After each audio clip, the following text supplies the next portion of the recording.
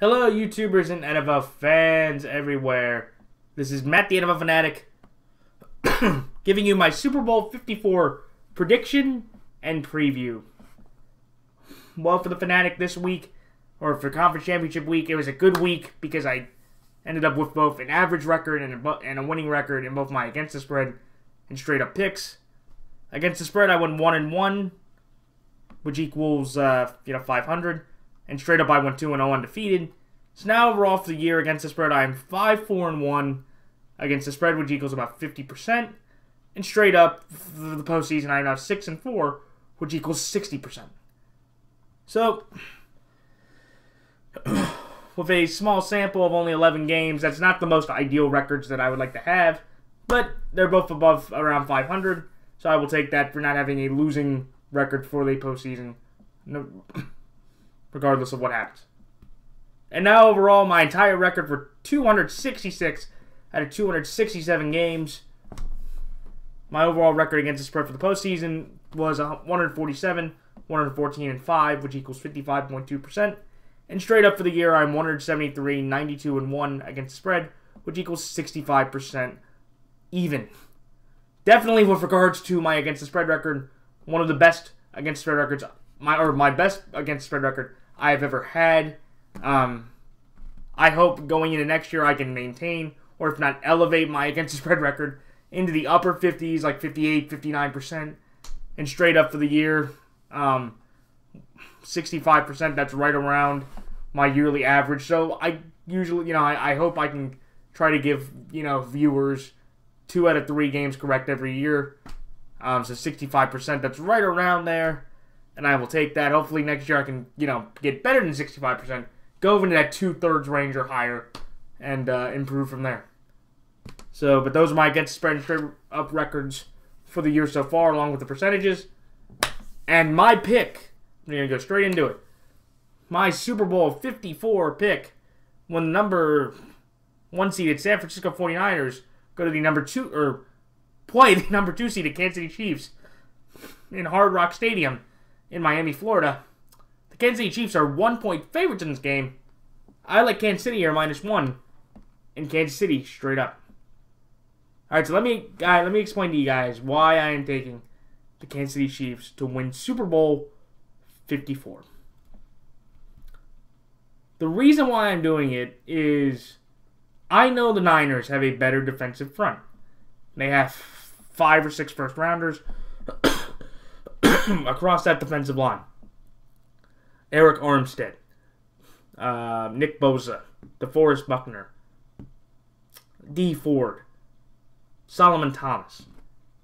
And I know the Niners have the best rushing attack left in the NFL. I know the Ravens are number 1, the Niners were number 2, but I actually have to give more advantage to the Niners because we have Lamar Jackson, and that quarterback number for rushing up skewed the stat into our favor. But the Niners, I know they have the better offensive line, defensive line, and running game. But the reason why I am taking the Kansas City Chiefs here, and they're favorite -1, and I'm going to take KC -1 and KC straight up. The reason why I'm taking the Chiefs here is because I think the Chiefs offense is going to overpower the Niners defense. Only one time has Patrick Mahomes in his entire 2 years starting been held under 23 points. Only one time, and that was back in Week 5 this past year, or this season, on Sunday Night Football, losing Indianapolis 19-13. But again, Mahomes was hurt. He was dealing with an ankle injury, and he clearly wasn't himself in that moment. But I look at, this matchup is very similar to me to when the Denver Broncos played the Seattle Seahawks. Number 1 defense, basically the number 1 offense. I know that wasn't the case for the Chiefs this year, but, it's kind of the same picture where I feel like with the Chiefs offense, just like with Denver, because everybody was taking Denver, I took Seattle because I said that Seattle's defense was the first defense all year that could match up corner, safety, to where they knew that they didn't have a problem, or they knew they had somebody equal compared to their talent. They didn't have to add, more people in zone. They didn't have to They didn't feel like, oh crap, you know, we're in a mismatch and we can't put anybody on. With regards to this matchup, you have Richard Sherman, who's been, you know, he's had a career resurgence this year. He, I believe, made the Pro Bowl. Actually, yeah, Xavier Rhodes placed him on the Pro Bowl, but that's a whole different story, and a whole different issue moving forward. But you have Richard Sherman, who will take one guy away for the Niners.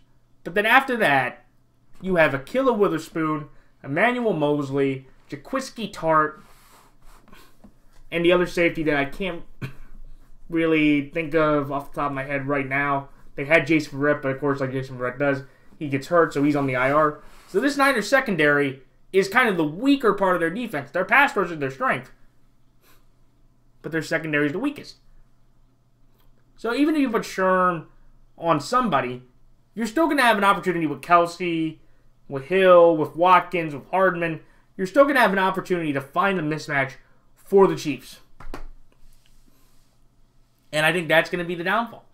Because I feel like with the Niners is that, yeah, if they can keep Mahomes in the pocket, which they have the athleticism on the defensive line to do that, I think Patrick Mahomes has shown you through the last 2 weeks, he has the athleticism to make big plays. And if the Niners blitz, he'll make the Niners pay for blitzing him down he has a wide receiver. And for me, it's one of those things where the Chiefs have faced adversity. They were down 24-0 against the Texans. They were down 17-7 against the Titans. They are the first team in NFL history to actually win 2 postseason games by trailing by 10 points and then winning those postseason games by at least 10 points or more. So the Chiefs have shown you they have faced adversity. The Niners, they haven't. Again, you could argue that's more impressive. The Niners basically from wire to wire have led both games, and both games were not particularly close, and the Niners' defense has been absolutely fantastic in both of those games. But my problem is, I just think the Chiefs' offense, Patrick Mahomes only in one time has scored under 23 points. So I'm going to expect this game is going to give the Chiefs, they're going to at least score 3 touchdowns, I feel like, in this game. And also, you can look at the Chiefs and the Niners in this regard with turnovers. The Chiefs can absorb at least 1 turnover because they can just basically say, look, we'll come back and we'll score within 3 minutes or so. That's been usually their average length of drive, besides Tennessee. When they had that 5-minute drive, everybody was surprised because that was the longest drive they had to score a touchdown in the entire postseason so far. And they've scored 11 to 13 touchdowns. But the Niners, I just feel like if they turn it over and then you have to put the ball in Jimmy Garoppolo's hands, that's going to be a disaster for the Niners. And people could say, well, why are you like this skeptical about Jimmy Garoppolo? It's like, look, I'll give him credit. He's been winning games. But I think the problem with Jimmy Garoppolo a lot of people have, including me, at this point is, he is, in this postseason, he's thrown 3 interceptions. I know he's only thrown 1, but 1 was dropped by Minnesota, and another one was dropped by Green Bay. As soon as that happened, there was a stretch from 2 minutes and 10 seconds of the second quarter to the early fourth quarter to where Jimmy Garoppolo did not throw a pass. And to me, you could either say, look, that's Kyle Shanahan being dedicated to the run. Excuse me. You can look at the results of the running game. Raheem Mostert having the second best rushing game of all time, 220 yards on 29 carries or 4 touchdowns. Only Eric Dickerson had a better rushing day on the ground. You could say, yeah, that you don't really break what's, if it ain't broke, don't fix it. I get that. But in this game, I just don't see Jimmy Garoppolo having that much easier of a time. Because you can say, look, the Chiefs' defense is not as great as Green Bay's. It's not, but it's a better defense. They have given up this year 100 fewer points than they did the previous year. And they'll have the confidence of looking at what they did against Derrick Henry, the hottest running back in the National Football League, who became the first running back to have, 3 straight games over 180-plus yards. They only held him to 69 total rushing yards. You could say, look, they were scared when the Chiefs scored and were up by 4, and they felt like they couldn't compete, and they had to have Tannehill throw. Sure, but that's got to give them some confidence saying, look, we're playing a different running style. We're not playing Derrick Henry, who's more, downhill, straightforward, I-formation running. We're playing a zone running scheme. We're going to have to worry about depth and deception and misdirection and end-arounds, and even their wide receivers like Deebo Samuel or Emmanuel Sanders making end-around runs. But I feel like with the Chiefs, they can hold the run enough to where Jimmy's going to have to throw, and I just don't trust Jimmy Garoppolo in this spot to be able to go blow for blow with Patrick Mahomes. The Chiefs' offense is going to score. It's just going to be, can the Niners match up with it? And if it gets to, like I said, at least a 10-point deficit or worse, and Jimmy's going to have to throw, I don't think Jimmy Garoppolo can throw them back in this game. They're basically going to try to do what the Titans wanted to do. Again, I think they'll be a little more effective at it because they have a better offensive line and a better running game stable and a better running style, especially with Kyle Shanahan calling the plays compared to Arthur Smith. But yeah, that's why I'm going to take the Chiefs here. Would I be surprised if the San Francisco 49ers won this game? Not at all. Because I feel like, again, the Niners have the edge at defensive line, linebackers, running game, and offensive line. The tight ends are a push. KC gets the wide receivers, and KC gets the special teams nod just by a little bit with their kicker. With the punter, that's a significant advantage. I'll take Brendan Colquitt over Wisniewski any day. And again, I feel like the Niners, they have had this underdog mentality the entire year. Nobody's wanted to believe in them, as for sure. And look, this is a great thing for him, because genuinely nobody believes in them going into this game. That they could say, well, it's only a 1-point spread, so it's basically a pick 'em.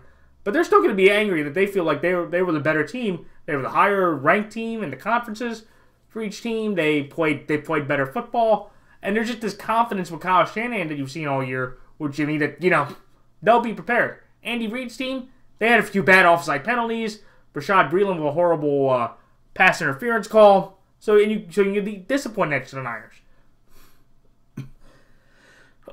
But at the end of the day, for me, I just feel like the Chiefs' offense is going to score at least 24 or more points, which is going to put the pressure on the Niners for them to have Jimmy Garoppolo throw them in this game to keep them competitive or for them to win the game. And I just don't see Jimmy Garoppolo with his arm being able to, in the spot, come through for a Super Bowl victory for the 49ers. And I just think with Mahomes, makes a few more plays than Garoppolo can, which is going to be the reason why the Chiefs win Super Bowl 54. It's an exciting game, I think, for a lot of people, including myself. Andy Reid is the guy we're rooting for here. I'm rooting for Andy Reid personally. 21 years as a coach, 14 double-digit win seasons, multiple playoff appearances. Only the sixth coach in NFL history to lead two teams from two different conferences to the Super Bowl, and one of the nicest people and the best coaching tree in the NFL that's remaining. He's the longest tenured guy with 206 wins. He deserves this title. I still think he would go in the Hall of Fame anyway, but this title basically cements him as a Hall of Famer, and to me, he moves up to being the second best coach going into the 2020 season in the NFL, only behind Bill Belichick. And for the Niners, look, this entire team's going to be back, and if you're going to have to pick a favorite going into the 2020 season, my favorite will be the San Francisco 49ers, basically because everybody that's going to be there, they do have to try to re-sign Eric Armstead. They have another interesting free agent I can't think off the top of my head. Besides those guys, there's really no big free agent that's going to leave this team or that's not under contract for this upcoming season. So the Niners are going to be in great position to be right back in the spot next year, competing. I just feel like with the Chiefs that the offense from Mahomes, with the improved defense enough, that Jimmy will not carry the Niners to victory. But I feel like the Chiefs, because I feel like the Niners defense is not going to be that dominant, or not dominant enough to stop Mahomes enough to make Jimmy Garoppolo have to participate in this game as a reason or the reason to why the Niners won the Super Bowl. So that's it. So like, comment, rate, subscribe. I wanted to tell everybody that I will probably be doing, I will be doing a year in review video after Super Bowl 54, either that week or the week after. We're going to talk about all the great stuff that happened this past season, and I'll even talk about some of the draft stuff coming up. And I'll even give my Super Bowl 55 prediction in Tampa way too early, as soon as the season ends before going into next year. But that's it. So again, I'm going to I'm going to Kansas City here, -1, and Kansas City straight up. So that's it. So until after the Super Bowl 54, where I give my year in review video, this is Matthew of Fanatic signing off. Until next time, so long.